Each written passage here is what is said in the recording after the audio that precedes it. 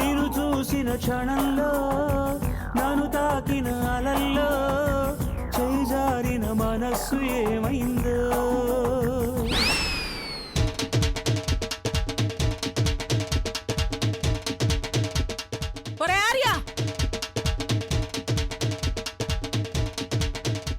ఏంటి బామ్మా? ఏంటి బామ్మా? నువ్వెక్కడేం చేస్తున్నావరా? ఇప్పటిదాకా యోగా చేసాం, ఇప్పుడే టవల్ విసిరాను. అవును, అయినా నువ్వెక్కడికి ఎందుకు వచ్చావు? చేయాల్సిన ఎదవ పనులన్నీ చేసి మళ్ళీ ఇంట్లో రావడానికి సిగ్గులేదా నీకు? మొన్నటిదాకా ఉండేది బామ్మా, నేను ఆ గౌతమ్ గారు అడిగితే ఇచ్చేసాను. 2 రోజులు వాడుకొని నా సిగ్గు నాకు ఇచ్చేస్తాడులే. చంపుతాను విధవా. వాడినా నన్నా? నిన్నేరా. మర్యాదగా బయటికి పదా. ఆగో, ఏ బయటికి వస్తే గాని మర్డర్ చేయలేవా? అయినా ఇంట్లోంచి గెంటేసావుగా, ఏ హక్కుతో చంపుతానంటున్నావు? మర్యాదగా బయటికి పదరా.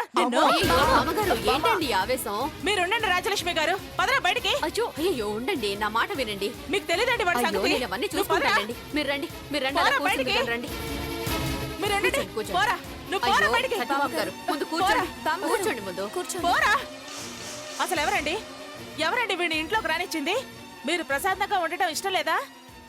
మీకు ఇన్ని కష్టాలు రావడానికి కారణం ఎవరు? వీడు కాదు. వీడు చేసిన బుద్ధి తక్కువ పని వల్లే పాపం అపన్న పోలీస్ స్టేషన్కి వెళ్ళవలసి వచ్చింది.